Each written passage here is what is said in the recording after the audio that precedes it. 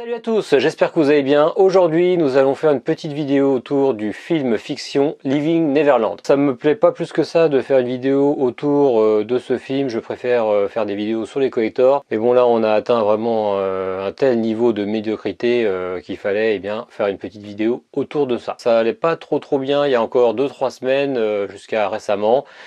Mais là ça va beaucoup mieux, Leaving Neverland est passé enfin sur M6, les scores d'audience sont très mauvais. Donc comme vous le savez tous, ce film est sorti fin janvier aux États-Unis et puis arrive petit à petit en Europe, dans tous les pays. Donc aux États-Unis, ça a cartonné, c'est génial. Oprah Winfrey a présenté ce film comme le film de l'année, je pense.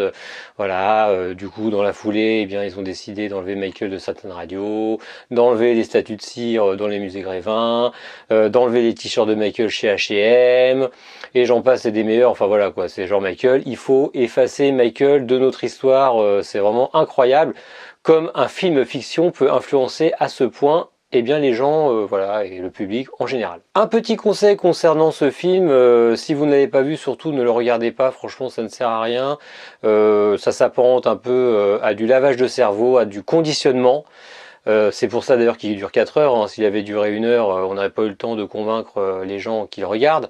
Mais là, vu que pendant 4 heures, on vous rabâche que Michael Jackson était un prédateur sexuel, forcément, même quelqu'un qui est tout à fait bien constitué dans sa tête, à la fin, on y croit dur comme fer. Ce documentaire, film fiction, n'apporte rien de plus que ce qui s'est passé en 2005 pendant le procès où Michael, je le rappelle, est sorti libre et acquitté de toutes les accusations dont il faisait objet. Donc pour faire court, ce film, c'est juste 2 personnes, 2 accusateurs, je dirais 2 accusateurs, pas des victimes, puisque ce sont des victimes présumées, donc pour l'instant ce sont des accusateurs. Des accusateurs qui racontent leur version de l'histoire à eux, avec des détails bien scabreux, pendant, je vous dis, sur 4 heures de film, on a au moins 3 heures de détails, on a envie de vomir, on n'est pas bien. Franchement, si vous n'êtes pas obligé de regarder ce film, ne le regardez surtout pas. Si vous voulez avoir plus de détails sur le contenu, allez voir la vidéo de Salut les fans qui a fait une bonne analyse de ce film fiction, qui décortique plusieurs points d'incohérence, notamment au niveau des témoignages des 2 présumées victimes ou accusateurs. Allez voir cette vidéo, elle est très bien faite. Je vous conseille également d'aller voir les 2 vidéos de la chaîne Dirty Tommy. Il a fait vraiment 2 vidéos exceptionnelles. Il décortique vraiment la façon de tourner, la façon de mettre les personnages en scène, ce qui appuie encore plus leur témoignage qui, je rappelle, jusqu'à la preuve du contraire, est faux. Et si vous voulez avoir plus de précision sur toutes les incohérences de cette histoire, allez consulter le groupe MJ Factuel. Donc MJ Factuel, c'est un regroupement de plusieurs sites de fans et de plusieurs personnes engagées dans la communauté qui décortiquent chaque information et qui dément une majorité des informations qui sont fausses, et ça grâce à des faits précis. Donc encore une fois, on peut manipuler l'histoire, mais il y a des faits et il faut s'en servir pour démontrer les choses, chose que Dan Reed n'a pas du tout fait dans son documentaire. Donc comme vous le savez, j'ai participé à 2 émissions de télé pour défendre Michael, enfin en tout cas tenter de défendre Michael. Donc la première c'était Balance ton poste sur C8 en direct. Donc juste pour vous la faire courte, moi personnellement je suis pas très convaincu de cette émission. On m'a un peu vendu du rêve. Au début on m'avait vendu vous serez 1 ou 2 ou voire 3 fans à être sur le côté avec Cyril, il vous donnera un micro de temps en temps, vous pourrez réagir. Bon bref, quand je suis arrivé, on n'était pas 3, on était 10. Après on s'est pas retrouvé sur le côté, on s'est retrouvé dans le public, à l'arrière, sans possibilité de demander trop la parole, donc c'était assez compliqué. Donc après, chose un peu énervante, c'est que on nous a demandé de porter des t-shirts Michael en loge avant d'aller sur le plateau. Donc la petite jeune fille qui nous a proposé de le faire avait l'air très sympa et de bonne foi, hein, mais moi j'aurais dit non, moi je ne porterai pas de t-shirt Michael. On nous a fait un vieux coup de pression, mais si, il faut mettre des t-shirts, ça sera mieux comme ça. Bon, moi j'ai été en plateau sans t-shirt, ça s'est passé très bien. Mais voilà, c'était juste pour vous dire un peu, quand on met tout en scène comme ça, c'est vraiment, ça commence très mal. Bon, et puis ensuite, après, pour ceux qui ont vu l'émission, c'était vraiment une émission à charge. En fait, c'était comme le documentaire, il y avait des gens très excités, il n'y avait pas grand monde pour défendre la version un peu justice, la version des faits. Donc c'était que des gens excités, c'était un peu la foire d'empoigne. Il a fallu se battre pour le micro. Bon, vous avez sûrement vu ce que j'ai dit, ça a duré 55 secondes, c'est-à-dire que je suis resté quand même 4 heures sur place pour 55 secondes à l'antenne.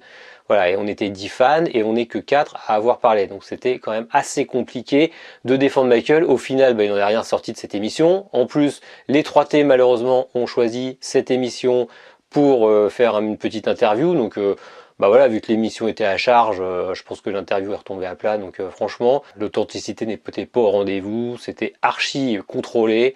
Donc voilà, on passe à la suivante. Donc une fois sorti de mon expérience de C8, voilà, j'ai été contacté par M6 pour participer au débat. Donc autant vous dire que j'étais vraiment sur mes gardes. Jusqu'au dernier moment, j'ai vraiment flippé qu'ils me la fassent à l'envers, qu'ils me fassent une mise en scène, qu'ils invitent d'autres personnes, qu'ils me laissent pas parler, enfin je sais pas, un guet-apens quoi. J'ai été vraiment agréablement surpris de l'accueil. Déjà l'accueil pas du tout comme à C8, très professionnel, avec des gens très pros, très sympas. J'ai pu rencontrer les autres intervenants avant le débat, avant d'aller sur le plateau. On a pu un peu discuter en off, ça s'est très très bien passé. Donc après au sujet du débat, donc le débat a été enregistré le mardi pour passer le jeudi. Donc d'après ce que je me rappelle, on a enregistré à peu près 1 heure et quart. Et ils ont gardé une 40aine de minutes. Donc j'avais très peur pour le montage final, mais résultat, le montage est vraiment très cohérent par rapport à ce qui s'est passé sur le plateau.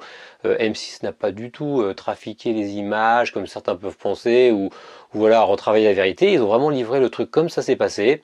Donc je suis vraiment très très content de ce que M6 a fait. Je pense que ce débat a vraiment rétabli l'équilibre. Franchement, Dan Reed il s'est retrouvé un peu dans ses retranchements, et devant ses incohérences. Voilà, il n'avait aucun argument, aucun fait. Il disait toujours je sais que, j'ai vu ceci, j'ai vu cela.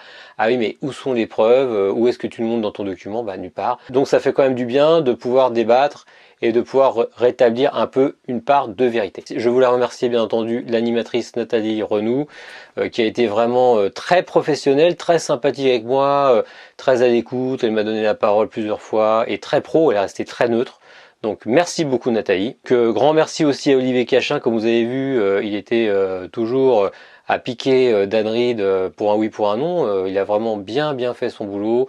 Dan Reed était très déstabilisé, donc merci beaucoup Olivier. Et pour terminer, je tiens aussi à remercier Hélène Romano, la pédopsychiatre qui était sur le plateau, qui a pareil livré un témoignage tout à fait neutre. Elle nous a exposé le pour le contre, mais elle n'a pas enterré spécialement Michael. Elle nous a balancé son avis de professionnel. C'est vraiment tout ce qu'on pouvait attendre de cette personne. Donc merci beaucoup Hélène. Allez, on regarde tout de suite un petit extrait bien sympathique. Dan Reed, à la fin de votre document, on voit un gant de Michael Jackson brûlé sur une plage, ah oui. des affaires à l'effigie de Michael Jackson, ou qui lui ont appartenu tout simplement. Elles appartenaient à qui? De quoi s'agit-il? Il s'agit de photos que Wade nous a données, qui faisaient partie de son archive, que lui a prises, je pense en 2013, 2014, enfin avant de faire ma connaissance. Et il brûlait des choses que lui avait donné Michael, des choses qui lui restaient de sa carrière de jeune, de petit danseur, quand il était enfant, obsédé de Michael Jackson. Et puis, il les a brûlés comme pour s'éloigner un petit peu de son idole, comme il a dit, un peu un exorcisme. Oui, mais ce qui est c'est quand même cette fameuse mise en scène d'objets brûlés à la fin du documentaire qu'il aurait fallu éviter. Pourquoi ? Parce qu'on voit bien, quand on est un peu fan, que tous les objets qui brûlent, c'est des objets insignifiants, c'est des disques, c'est n'importe quoi. Quand on sait qu'il a vendu la plupart de ces objets en 2011 aux enchères à Los Angeles pour plusieurs milliers de dollars, mais des centaines de milliers de dollars. Et à cette époque-là, il ne se rappelait pas être abusé, donc on voit bien qu'il profitait déjà de tout ce qu'il pouvait récupérer, il le récupérait. Donc c'est une mise en scène pour ma part ratée, parce qu'on n'y croit pas une seconde, quoi. Ils veulent exorciser Michael. Vous pensez qu'il a brûlé Moi je pense qu'il a brûlé ce qu'il n'a pas pu vendre aux enchères. Non, on voit bien, il y a des disques, il y a des gants, des répliques de gants, tout ce qui avait vraiment de la valeur, une valeur financière, il les a vendus en 2011. Et on a des preuves, pareil. Webb Robson voulait même rester anonyme pour toucher l'argent. Oui. Donc, non, mais on sait bien que jusqu'à 2012, il se Pose pas de disait questions fan de Michael Oui, mais fan, Jackson, alors pourquoi est-ce qu'il a vendu les objets de son ami ou de son meilleur ami gagner de l'argent. avant qu'il se rappelle qu'il avait été à toucher. Bah, c'est sa propriété, il a le droit de vendre s'il veut. Voilà. Pour moi, c'est pareil, j'achète pas. C'est une mise en scène de plus dans votre Et pour film. vous, c'est cela qui prouve qu'il ment? Non, moi, ce qui prouve qu'il ment, c'est toute une série de choses qu'ils ont fait. Voilà, ils ont menti plusieurs fois, ils ont changé de version plusieurs fois. Et à la fin, il y a toujours l'histoire de l'argent. C'est ça qui choque en fait tous les fans. Moi, je pense qu'il y a beaucoup de fans. Beaucoup de fans vont avoir une preuve formelle. Si vous nous trouvez une preuve formelle, on ne va pas défendre. Mais il s'agit de quoi? Des draps sales de Michael Jackson? Pardon, alors pour le coup, on sait tous qu'il n'y aura plus de preuve formelle. Le temps a passé. Ce qui m'étonne, c'est que ça a duré 20 ans, soi-disant, ces agressions sexuelles, 15 ans, 20 ans d'affilée, avec plein d'employés dans Neverland qui vont, qui viennent. Personne n'a pris une photo, pas une preuve, rien du tout. Mais on peut pas. Voilà. Et après, d'abord, il y a plein de témoignages de la part des employés de Jackson qui ont vu, vous savez bien. Excusez-moi, les témoignages, comme la femme de ménage qu'ils ont ressorti, qu'on avait déjà vu en 2005, elle s'est fait quand même virer en 1994. Elle volait des objets à Neverland pour les revendre.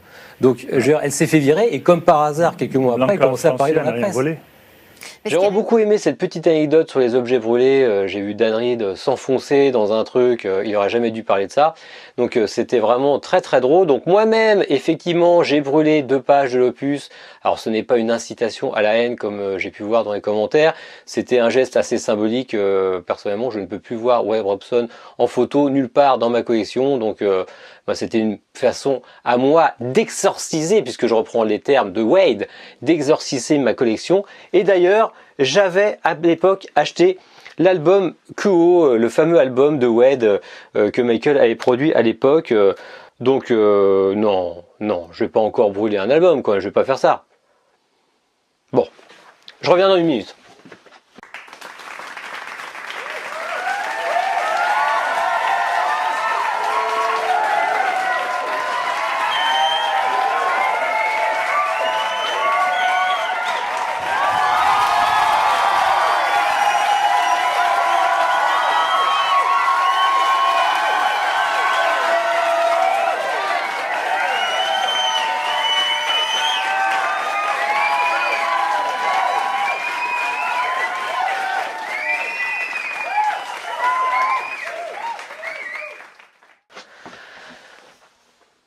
Ça fait du bien. Surtout garder espoir. Là franchement on s'est pris le truc en pleine face.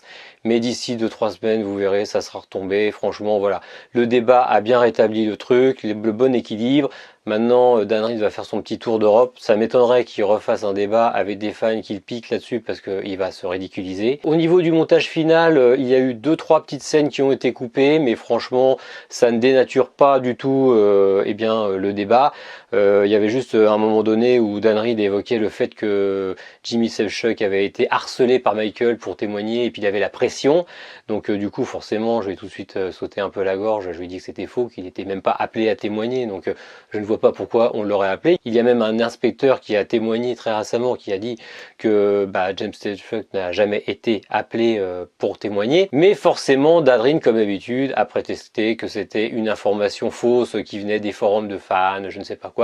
Donc je suis désolé de vous le dire monsieur Reed, mais ce sont des faits. Donc tenez-en vous aux faits, point barre. N'en rajoutez pas, n'allez pas chercher midi à 14h. Monsieur Sevchuk n'a jamais été appelé pour témoigner à la barre en 2005. Point barre. Voilà tout ce que je pouvais vous dire sur Living Neverland. J'espère que ça sera vraiment la dernière vidéo que je ferai à ce sujet. Cette fois j'ai tout brûlé. Voilà, je vois pas trop ce que je pourrais brûler d'autre. Donc je pense que je vais passer à autre chose. D'ailleurs je tenais à vous remercier car vous avez été très nombreux à m'envoyer des messages pour m'encourager, pour me donner des idées de questions, des idées d'attaques. Vous avez été aussi très nombreux à me féliciter pour mon apparence donc dans ce débat. Donc merci beaucoup. Franchement, j'ai fait ce que j'ai pu. C'est pas très facile de passer à la télé. Voilà, j'ai juste défendu Michael comme il le fallait. Et ça fait chaud au cœur de savoir qu'on n'est pas seul dans ces cas. Bon, mais en tout cas, j'espère que cette petite vidéo, comme d'habitude, vous aura plu. Surtout, n'oubliez pas de vous abonner à ma chaîne YouTube. Et je vous dis à bientôt. Salut!